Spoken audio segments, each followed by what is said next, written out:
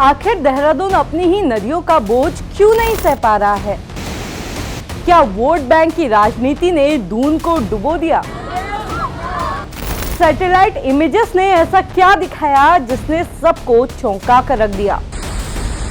आज smart city Dehradun इतनी कमजोर हो गई है कि अपनी ही नदियों का बोझ नहीं उठा पा रही। कभी शहर की जान कही जाने वाली ये नदियां अब कहर बनकर इसी शहर को निगलने पर आमादा हो गई हैं। 15 और 16 सितंबर की दरमियानी रात बादल फटने से देहरादून में जो कुछ हुआ, उसके बाद लोगों के मन में कई सवाल उठने लगे।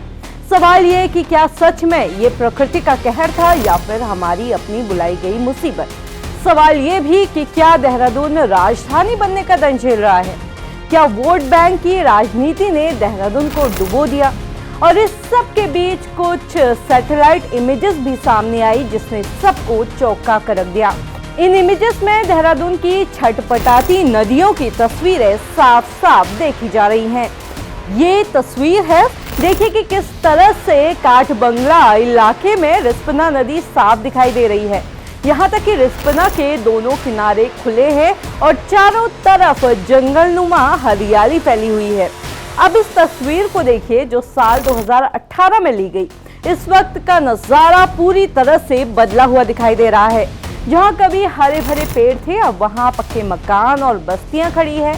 इन 15 सालों के अंदर जंगल का लगभग 95% हिस्सा गायब हो चुका है और नदी इतनी सिकुड़ गई है कि तस्वीरों में बड़ी मुश्किल से दिखाई दे रही है। आपके लिए ये जान लेना भी बहुत जरूरी है कि देहरादून में ये सिर्फ रिस्पना की कहानी नहीं है, सहस्त्रधारा की भी कुछ ऐसी ही कहानी है। इन तस्वीरों में आप देख सकते हैं कि कुछ ही सालों के अंतराल में यहाँ पर कितना ज्यादा डिफरेंस आ चुका है। यही नहीं बल्कि देहरादून की हर बड़ी नदी, चाहे वो बिंदाल हो, सौंग हो, टोंस हो या तमसा, सबका हाल एक जैसा ही है। एक जमाने में जो कभी नदी के रास्ते हुआ करते थे, आज वहाँ सड़कें बन गई है, होटल खड़े हो गए हैं, यहाँ तक कि सरकारी दफ्तर तक नदी के कैचमेंट एरिया में बने हुए हैं। अब सवाल ये उठता है कि क्या ये तस्वीरें सरकार या प्रशासन की नजरों में अब तक नहीं आई हैं? तो आपको ये जानकर हैरानी होगी कि नैनीताल हाई कोर्ट ने इस पर सख्ती दिखाने की कोशिश की थी।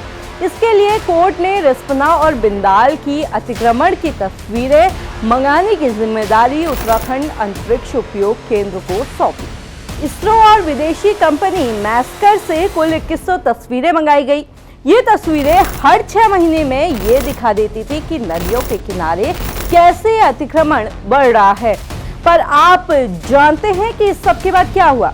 ये तस्वीरें ऑफिस की फाइलों में दबकर रह गई। यहाँ तक कि एजेंसियों को सर्वे करने के लिए इन बस्तियों में घुसने से भी रोक दिया गया। वोट बैंक की राजनीति के चलते दबाव बढ़ा और पूरा का पूरा सर्वे बीच में ही रोक दिया गया।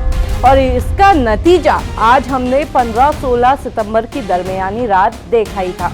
जब सहस्त्रधारा इलाके में बादल फटा तो राजधानी की सारी नदियां अपने पुराने स्वरूप में वापस लौट आई और इन नदियों ने चंद मिनटों में देहरादून का नक्शा बदल दिया।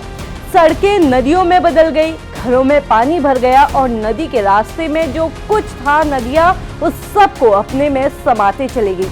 लोगों ने अपने मुनाफे के लिए नदियों का रुख मोड़कर वहां रिजॉर्ट, पार्किंग, यहाँ तक कि सरकारी दफ्तर भी बना लिए। आज हालात ये हैं कि देहरादून की नदियां सांस भी नहीं ले पा रही हैं। नदियों के पार्ट बंद कर दिए गए हैं, नदियां सिकुड़ चुकी हैं। यहाँ तक कि जिन नदियों में एक जमाने में सोना मिला करता था, आज वो कूड़े के ढेर से ज्यादा कुछ नहीं बची हैं। सोचिए कि 15 सालों में हमारी नदियों के हालात ये हो गए हैं जो आपको तस्वीरों में दिख रहे हैं। तो बीते 7 सालों में जब डेवलपमेंट काफी तेजी से हुआ है तो कितना ज्यादा यहाँ पर परिवर्तन आया होगा। और सोचने वाली बात तो ये भी है कि जब ये स्मार्ट सिटी एक बरसात तक नहीं झेल पा रही है तो नदियां जब अपनी सारी जमीन वापस मांगेंगी तब क्या होगा? आप इस सब के बारे में क्या राय रखते हैं, हमें कमेंट में जरूर बताइएगा और ऐसी ही वीडियोस देखने के लिए हमें फॉलो जरूर कर लीजिएगा।